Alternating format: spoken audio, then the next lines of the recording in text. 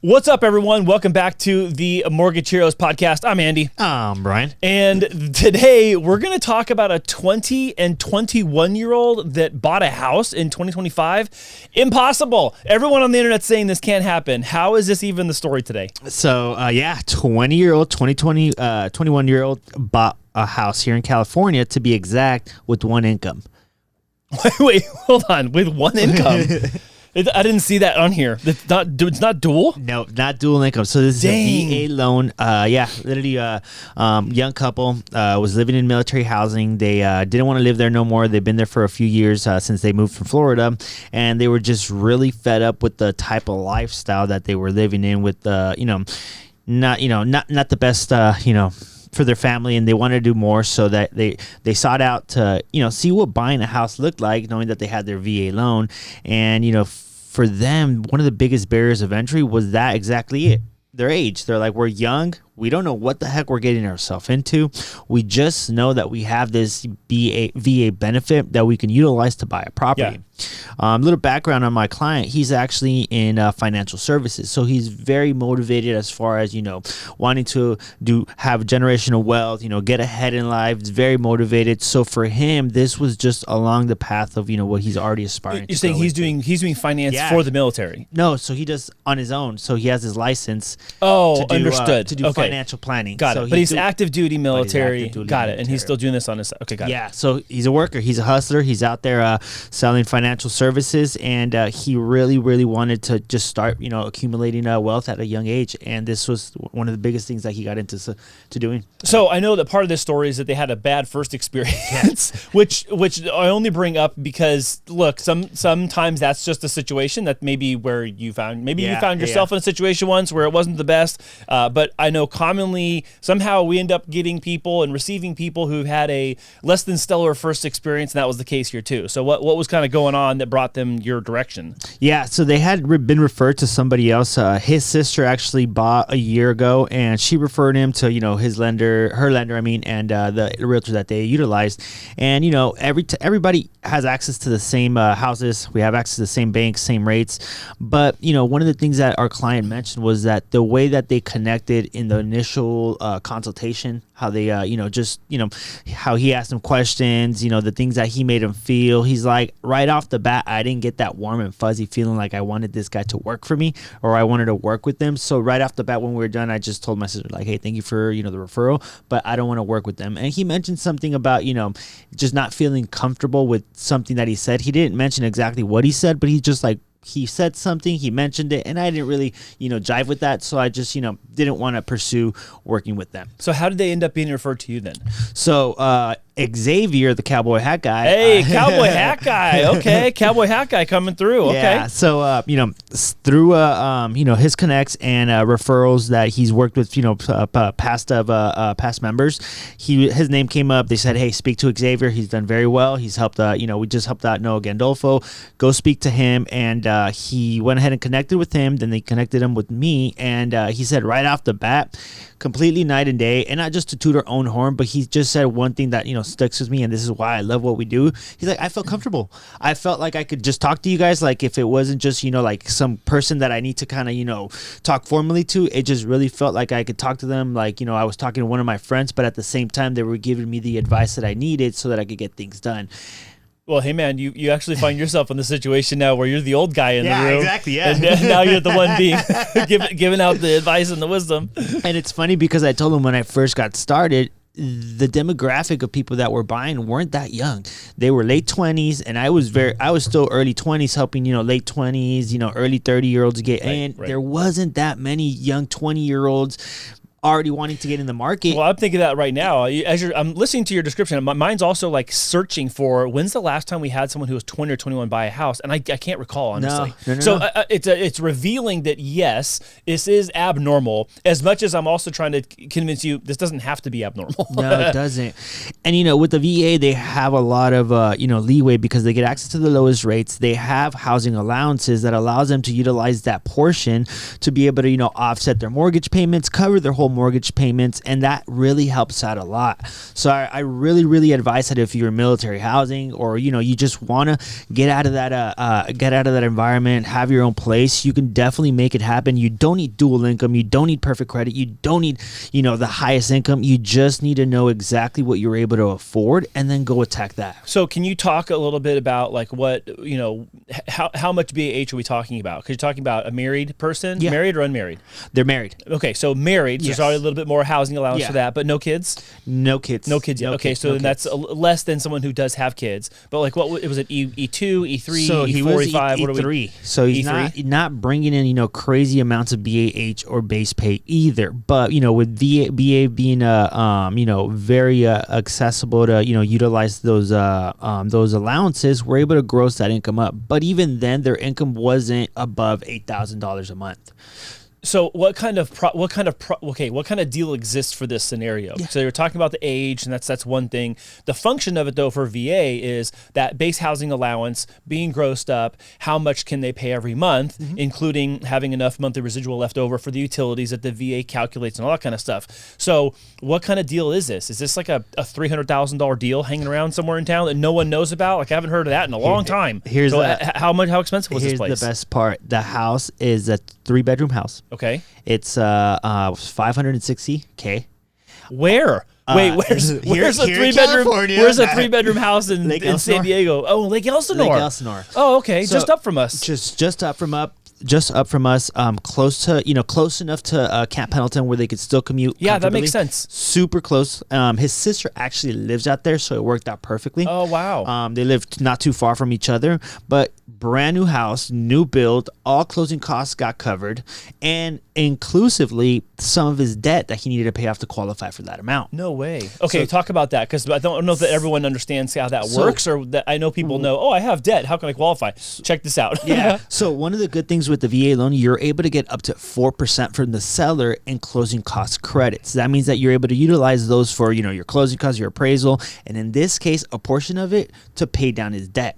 So the way that we did it was he needed to get approved for a little bit more, which was that 560. He was only approved for 505, but he had a 5,000 and change credit card, and that was basically the obstacle. So then we started looking at different angles. We said, well, what if we negotiate credits? He had the money in his account already, so we said, hey, let's go ahead and pay for it, but we're going to reimburse that through the closing cost credits. Oh, that makes sense. So he was able to get that done. He paid it off. We covered all closing costs, and he was basically able to recuperate those missing funds. Got it.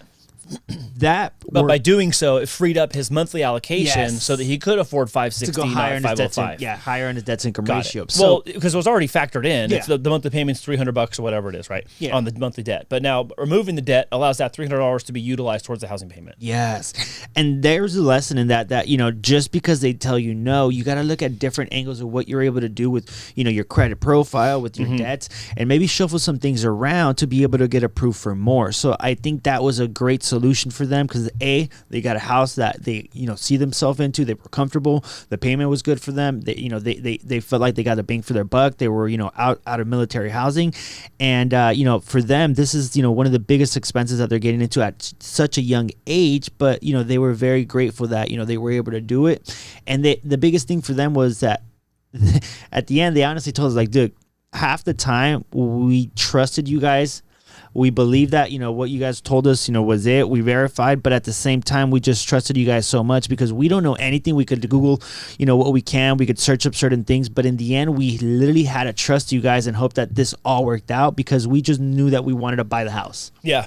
So what I mean, having come from a situation where maybe they didn't feel like they were in the best hands, thinking that maybe they couldn't actually afford, kind of thinking they could afford, but then having the credit issue, what was keeping them up at night, like in this process? Like what were they finding themselves dwelling on, and what was the issue? Why were they trying to buy a house anyways? What were they trying to get out? Were they trying to get into a house? They're trying to get out of a situation? What was the deal? So, they expressed that there was just some things where they were currently at that weren't getting updated, and they just got over the fact that they were paying all this money, or just in this case giving them all their BAH, and not really getting, what they needed, what they wanted. And it came to the point where, he expressed that his lady was kind of, not depressed, but she's just like, I don't want to be here anymore. And that's where it kind of, started the curiosity of like, well, hey, maybe we should look into utilizing our VA loan. But the biggest thing for them was, that one income, because his wife is currently still, going through a program to get her career going. So it was only one income that they're utilizing. And that was his biggest thing. He's like, I'm 20-year-old. I got one income. I don't know what I'm getting myself into. All I know is that I could pay this much for this house. And I think that was the biggest struggle for them, really seeing it through and actually, making it happen for them. That was the thing. They always thought that, we were going to come back at one point and say, hey guys, unfortunately it couldn't go through because of this, or unfortunately, this happened, so we can't move forward. So in the back of their mind, that doubt of it's not going to go through was always there until we, got there, gave them their keys, and they're like, yo, what the heck? Well, I mean, yeah, I had to put myself in that position where it's like, okay, if I already know I'm spending, let's say, $3,000 a month or $4,000 a month towards housing, but it's going towards housing that I'm not the owner of. Yeah. I clearly can budget my life around that $3,000 or $4,000 a month, but change the ownership perspective and or change whether I'm the owner of it or not. Yeah. So the reason I wanted to make sure I say this is because, for people who are watching this who might find themselves in that situation where maybe it's your BAH because you're active duty, or maybe it's just you're already back on the civilian side of things and you're paying $3,000, $4,000 a month. There's still a way to get into the market right now. Yeah. There's plenty of stuff on the internet. You can find plenty of stuff on the internet talking to you about not getting in the market. There's no shortage of that these days. But being 20 and 21 years old, commonly what I hear are older, more established veterans say that have done 20 years, 30 years of service. They say, I would have started sooner and in my first duty station. And that's kind of where we find ourselves in this story today. And that's so true, because what I'm starting to realize is that, the people that are having the most difficulty getting into the market right now are the people that, carry a little bit more debt, have more monthly responsibilities, already a little bit more established in their life where they have hard, expenses every month that they need to be able to, withhold, opposed to young people where they're very green. A lot of their credits are very new. They have a credit card, they have 2 or 3 accounts, a car loan, very minimal, but very clean. And with the VA backing them, it makes it very easy for them to be able to use all their income towards just the purchase of the property. And although, that's not what you're going to pay, we go through debt to income ratios, but they're able to stretch it because of compensating factors of not carrying, larger amounts of debts. Right. As we know right now, everybody in the United States is carrying some sort of debt, and, a lot more than they'd want. So that plays a huge part when going into the market, that, there's those fears of, well, okay, I want to buy a house, but I still carry, thousands of dollars of monthly expenses on the residual side. So I can't really be as aggressive and go for the property right now. So I guess what I'm saying is that if you're young, you don't carry a lot of debt, you have a decent income, you can get into a property if you just, strategize correctly. I'm seeing a lot of credits be given by sellers right now. The agents are not afraid to ask for the max and then have them roll back and them tell you what they're comfortable giving. Mm-hmm. So I think there's a lot of accessibility and opportunities if you have the right profile, which means, minimal debt, decent income, and just, flexibility to want to move. Yeah. Certainly this is a case where their motivation to be homeowners is the machine and the engine behind this. Obviously you and Cowboy Hat Guy coming together to make sure all the functions of getting an escrow and closing and getting keys in their hands are at play as well.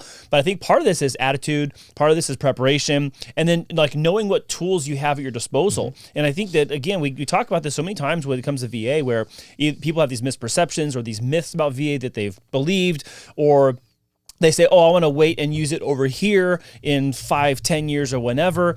And the truth about it is you can use it at your duty station that you're at right now, whether you're in California or not. You can use it at the duty station that you find yourself for the next 5 years or 4 years or however long your current contract is at play. And if you're collecting that BAH and you're married and you have children, that localized amount is going to be commensurate with housing costs in that area, which means that on the mortgage side you could be owning a house. Yeah. So to make a long story longer, the things we're talking about, yes, it might be a one-off that he's 20 that they're 20 and 21. But the scenario's not one-off. No. There's hundreds of thousands or millions of these scenarios across the country with active duty service members. So another one that comes to mind as we were talking, and starting online is a great reference point, but you're going to find so much different information that in the end is going to confuse you or make you inaccurately, look up things or calculate things. What I mean by that is that we have another client that's getting approved out in Texas, and he started searching from houses, before he sent his approval and all his documents in. And he's like, well, based on what I've been researching, I'm calculating that I'm going to be approved for around 300,000. And I was like, okay, that's fair. I asked him, what are you going based off? How did you calculate that? And he replied, a whole bunch of mortgage calculators online. And, I came down to the synopsis that, my ratio needs to be around 37% or 31%, said something in the 30s, which is, recommended, but it doesn't mean that you can't get a house if you go higher than that. So when we started doing his approval, and I asked him, I was like, do you want to know what your max is, or are you comfortable in the certain range? He's like, I just want to know what my max is. All right. So we ran it. His approval came in at 1.2 million. Oh my God. And he's looking at 300,000. That's crazy. So he was like, what? Are you kidding me? I'm right. like, where's this coming from? He's like, what? And that's why I asked like more or less where you were looking at, because I wanted to know exactly how you came up with this number, because I know that there's a lot of people that are doing this exact same thing online, shooting themselves in the foot saying, I can't do it. I already analyzed it myself. I already did the Google. I already did the ChatGPT. But let me give you an advice. Don't go based off your own understanding and things that you aren't an expert in. Go and consult that with somebody, verify that, because, right now he could have, left a lot of opportunity on the table, whereas now he has a lot more flexibility and more opportunity to be able to get something that he wants. Yeah, it's very rarely these days I use the term self-sabotage, but that's exactly what you're describing, 100%. Where it's just like, I go down this path myself thinking, oh, this, that, the other. And then, sometimes you just need the opinion of an outsider of the situation, but an insider in the market. Yeah. And so I guess with we get both, an outsider of the situation and an insider of the market. Yeah, so, there's a lot of cases like that out there, and I feel that, you are just one question away from starting your plan and really kind of getting it going. And that's the biggest thing, that, you have the ability to ask all these questions, get all this information, and you don't have to pull the trigger if you aren't ready. But if you're ready, when it's time to pull the trigger, you're in the position to do so. Yeah. That's awesome, man. Well, this is a good story, Brian. Is there anything else about this one that we need to let people know about, like things to look for, listen for, or what to spot in the market if you find someone or you find yourself around someone in this kind of situation? What I'd say is that if you're actively in the market and you're searching for properties, you're a little bit, unsure about the monthly payments, let your buyer's agent know to negotiate credits and to not be afraid to ask for the max, and go ahead and see what that looks like in a seller counter offer. But, knowing that you sent a strong offer as well, I say ask for as many credits as you can, and that's going to help you bring down your monthly payment, come out of pocket less money. And I think that's the biggest thing that I'm seeing a lot of, strong agents negotiate. Full amount of credits, a hefty amount of credits, because then the buyer can do a lot with that, bring down their payment, like I mentioned, cover all closing costs, and just put them in a better position so that they can get into their home the first couple of years. Yeah, and I'll say it right now, pertaining to this situation, but also kind of as a overarching comment about the market right now. Sellers can't be too picky right now. Nope. There's no line of 50 people deep out the door anymore like there was not too long ago. And if you are a seller in the market right now and you have a qualified buyer in front of you, you need to start taking some of those offers seriously, even if it comes with concessions, even if it comes with some closing costs, things like that. There are certainly a lot more properties on the market now from a supply perspective, and the demand is there, I think, emotionally for people, and I think mathematically the demand is also, I'll say, strong-ish. I think if we see a 1/4 or 0.5% rate decrease by the Fed in September, and then subsequent mortgage rates following suit, I think you're going to start finding there be a lot more buyer activity. That does not mean that sellers get to be choosy again. I think that it's just going to maybe even out the market a little bit more. It's really kind of start tilting more in buyers' favor nowadays. So be careful out there. Don't be too choosy. And that's what I'm hopeful for, because I remember last year in September 16th to be exact, when the Fed went up to speak, things just completely tanked, and we were on our cruising of rates, getting good level of rates. Rates were coming down. I think we saw somewhere in the 5s, and then it completely tanked right back up to the like the high 7s. So I'm very hopeful that that this time around we're going to have an inverse effect, and we're going to have a healthier market at the end of the year. Well, they're going to have to do something. This is just kind of like one little micro scenario where you have a young couple getting into a house, their first house, using their VA, and that's great for the majority of the people that we serve that are active duty and they're veterans. This is a wonderful case study. For those of you who are still, let's say, maybe on the outside looking in and you're trying to get in real estate, please let us know how we can help you out. There are solutions that exist in the market for you and your scenario. And it doesn't mean that it's not without you doing some work. There might be some things you got to pay off. There might be some things you got to do in your credit or your financial life to make it look better on paper to get qualified, but don't self-sabotage. You need to stop yourself short of doing that action and just walking yourself out the market rather than finding out what's actually going on in your scenario. That's my kind of like final thought for the day. No, I agree 100%. All right. Well, awesome, Brian. I think it's a great case study. Congratulations, Xavier, Cowboy Hat Guy. Brian, good teamwork on that one with him. 20 and 21 years old. Yeah. That is amazing. Shouts out Jan and Genesis. Yeah, what a great story. So excited to have more of these. And I've really loved this series that we had done during the summer with these case studies. No FUD, no fear, uncertainty, and doubt. These are real examples of people in the market buying houses homes or houses right now in 2025. So, Brian, great job today. Thank you for joining me on the show and bringing this one to the table. Thank you, Andy. Awesome. And those of you who are joining us for the first time, remember to like this video, subscribe to the channel, hit that notification bell so that every time we drop a new video, you hear about it first. You will catch us here every single week on our YouTube channel with a brand new story, market news, or interviewing one of our friends on our channel called Friends of Mortgage Heroes. So if you haven't checked that out, check out that playlist where we interview our friends in and around real estate and talk about what they do and how they can help you win in mortgage and real estate. Brian, great job today. Thank you. And we'll catch you all with another great show next week. Later. If you like this video and like to subscribe, click here. And if you want to watch other videos, click here.